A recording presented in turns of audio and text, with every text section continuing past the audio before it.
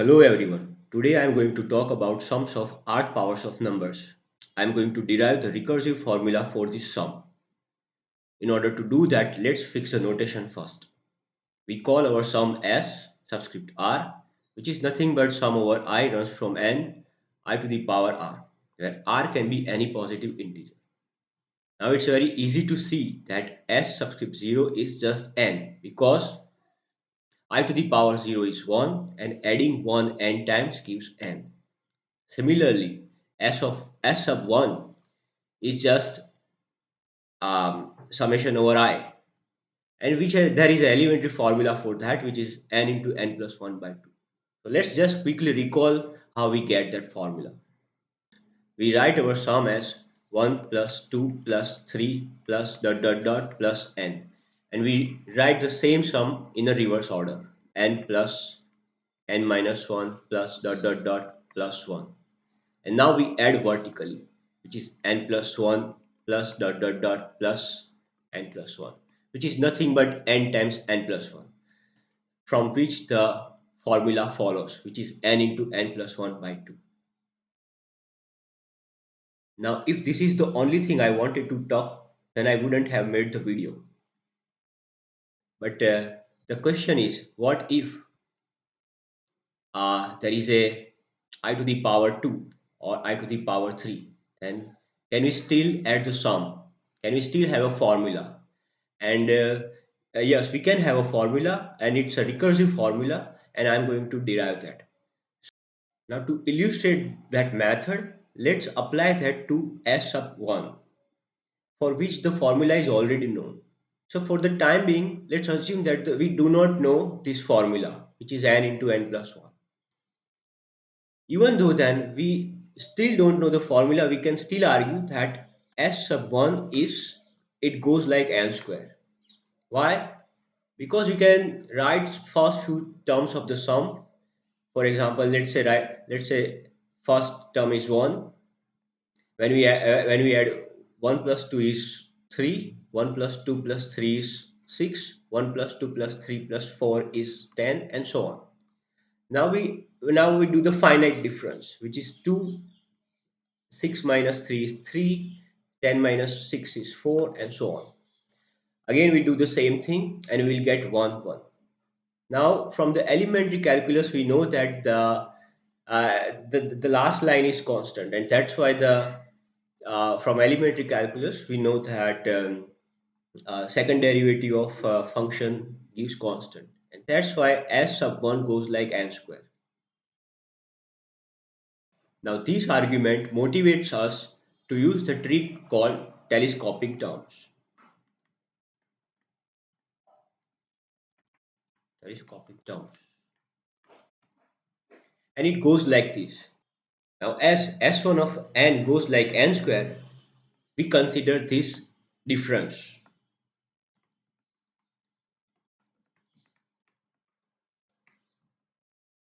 which is nothing but n plus 1 whole square minus n square. When we simplify this, we get 2n plus 1. Similarly,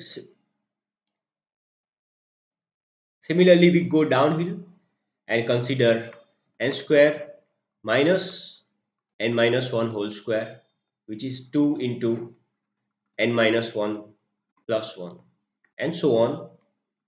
3 square minus 2 is equal to 2 times 2 plus 1.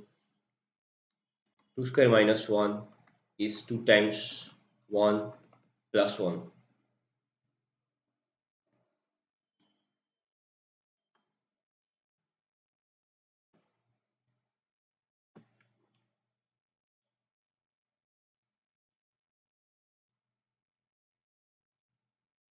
Now we now we add both sides vertically.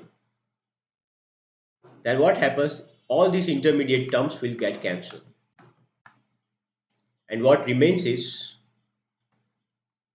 n plus 1 whole square minus 1, which is nothing but 2 times sum over I, where I runs from 1 to n, plus 2 plus just sum over and I runs from 1 to n,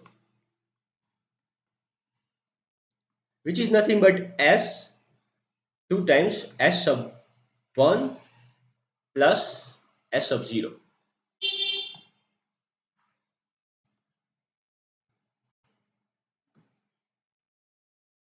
From this, we get our first formula. S sub 1 is nothing but n into n plus 1 by 2.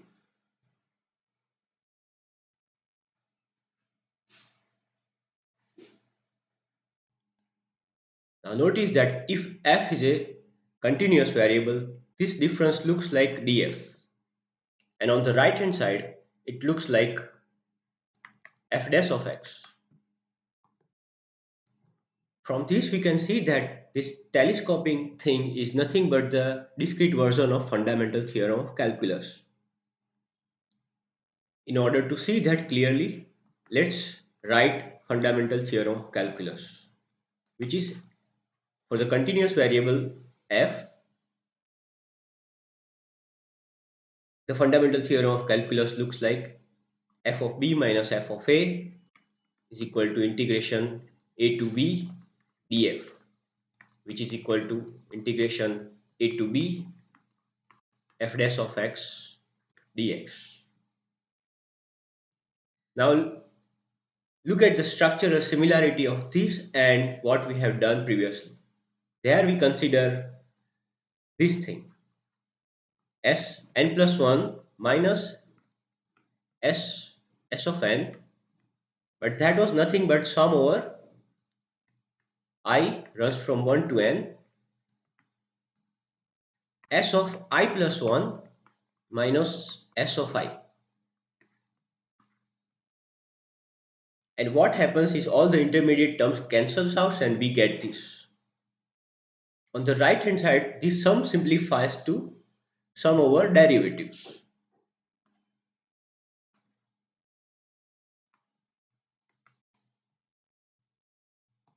Now, as this is a physics channel, we know how fundamental theorem of calculus is important. It it generalizes into three dimensions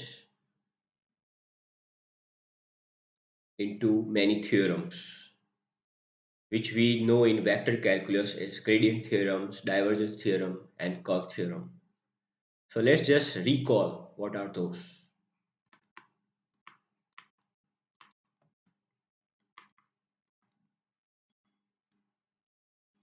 Gradient theorem. So if f is a scalar field, then gradient theorem tells us integration from a to b gradient of f dot dl is f of b minus f of a. Divergence theorem.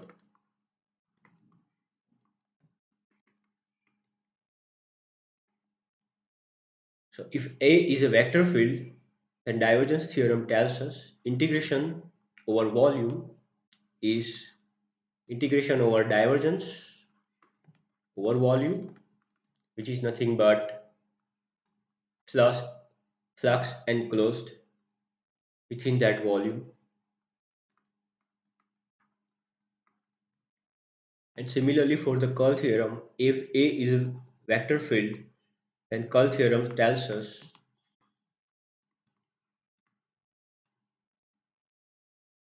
integration over curl of A over surface dot dA is nothing but the circulation of the vector field over closed loop enclosed by that surface.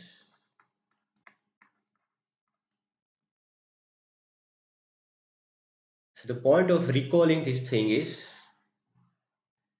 in the derivation of these theorems, you see that how infinitesimal flux and infinitesimal circulations cancels out,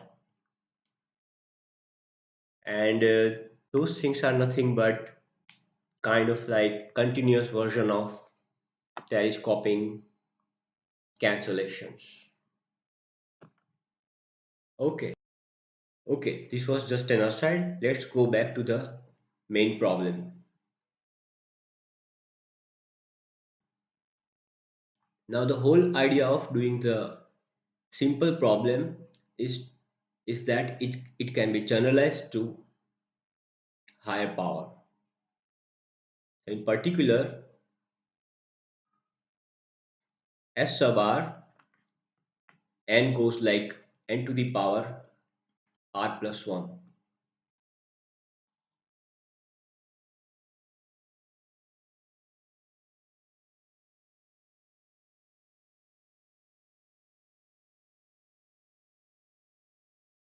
And now we can play the same game. And in order to do that, we need the binomial theorem. So let's recall the binomial theorem. It says, I remember it in this way: 1 plus x raised to n is sum over n runs from 0 to capital N, ncn x to the n, which is nothing but n to 0, x to the 0 plus n choose 1, x to the 1 plus dot dot dot plus ncn x to the n. Now we need this for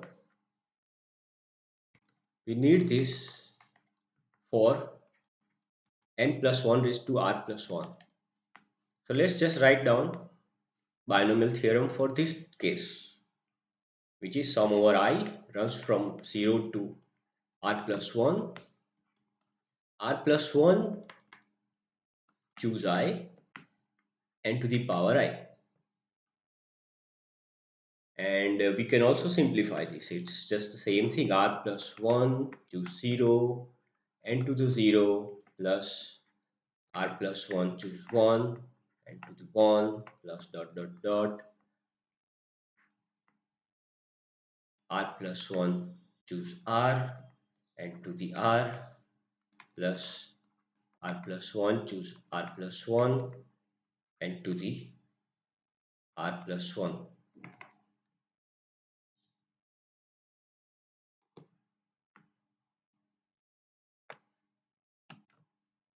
Now the whole idea of telescoping is we need to subtract this term. So you can say this term goes on the other side and we are left with rest of the thing. And once we telescope that, we get our final result. So after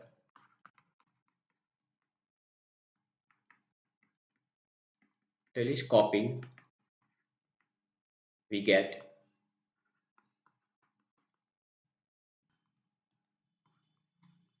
n plus 1 raised to r plus 1 minus 1 is equal to r plus 1 0 s0 of n plus r plus 1 1 s sub 1 n and so on, plus dot dot dot r plus 1 choose r s sub r. That's it. This is our formula and it can be applied to any particular value of r. So let us apply it to r is equal to 2. In that case, the sum becomes s sub 2 of n is equal to sum over I runs from 1 to n I to the 2. And this thing simplifies to n plus 1 cube minus 1 is equal to 3 choose 0 s sub 0 n plus 3 choose 1 s sub 1 n plus 3 choose 2 s sub 2 n. And this is the thing we want. And this is the drawback of recursive formula, that we need to know all these lower ordered sums in order to get the sum of S2. But anyways, in this case, we know it. This is just n. This is just n into n plus 1 by 2. So we substitute that and we get n cube plus 3n square plus 3n is equal to n plus 3 times n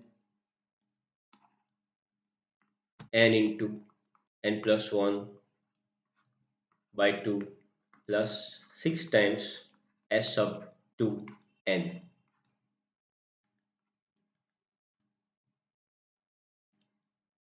So finally we get s sub 2 n is equal to 2n cubed plus 3n square plus n divided by 6, which can be simplified to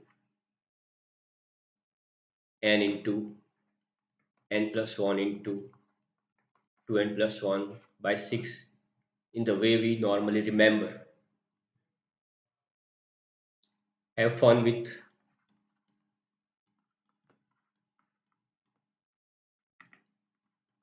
r is equal to 3, 4 and so on. Now to motivate you, let me tell you, if you do for, let's say r is equal to 3 at least, then algebra will simplify very quickly and you will get s sub 3 n is equal to n into n plus 1 by 2 whole square. Thank you for watching.